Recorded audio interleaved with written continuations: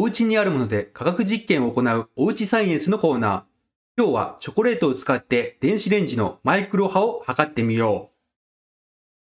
準備するものはどこのご家庭にもある電子レンジとチョコレート。こんな感じのものですね。それでは実験を始めていきましょう。まずはチョコレートを大きめに割ります。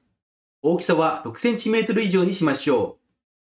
私はケチなので小さめにしましたが、できれば1枚丸ごと使いたいですね。次にチョコレートを電子レンジにかけて表面の一部が溶ける程度に温めます。ご家庭のレンジによりますが、このレンジでは 800W で1分程度でした。加減がわからない場合は、一度レンジから出してようじで確認してみましょう。チョコレートの表面をようじで触ってみて、部分的に2箇所以上が溶けていれば良いです。最後に溶けた2箇所の間隔を測定します。その場合は 6cm ですね。この間隔がマイクロ波の波長の半分なので、これを2倍にした 12cm がマイクロ波の波長になります。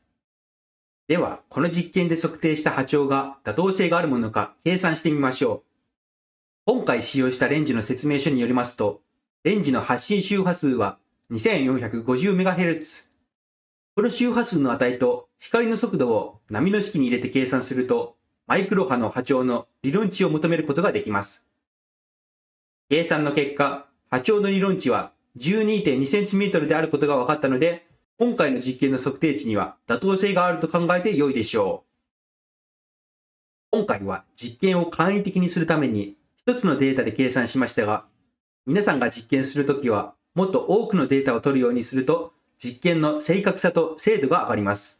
今回の実験は以上です。それではまた次回お会いしましょう。